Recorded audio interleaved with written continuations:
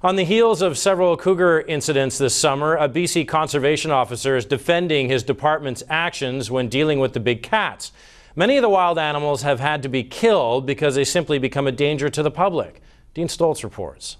I don't know of a conservation officer that does like putting down any animal. Steve Ackles is a longtime BC conservation officer who's had to put down his share of wild animals, including many cougars. And he's aware of how touchy a subject that is these days with the public, many of whom write on public news sites and question why conservation officers must destroy the wild cats. One person commenting that the definition of an oxymoron is a conservation officer. All conservation officers, all the men and women in our service, take great lengths to not destroy the animals, but we do realize when it is a public safety risk, we have to make those tough decisions. That's a juvenile. To date this year, 44 cougars have been killed, 27 of them by conservation officers, the others by the RCMP, members of the public, or Canada Parks officers who had to kill a cougar near Pacific Rim National Park Reserve on the west coast of the island Saturday.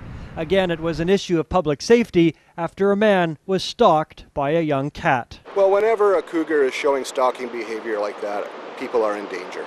And so this was a relatively young, inexperienced cougar.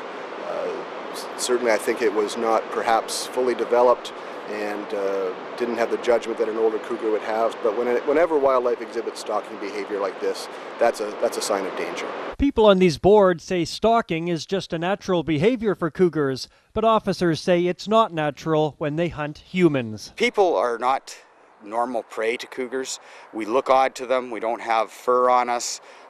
We smell odd. And once they look at us as prey and stalking behavior and things like that, that is not normal cougar behavior. He says it's not as safe for the animal or the public to tranquilize cougars as it is bears, and cougars, he says, can't be relocated anyway.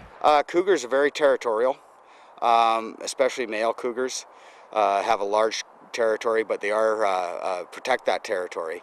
And if we move another cougar in there, one of those cougars is either going to be killed by either one of the cougars or possibly starve to death.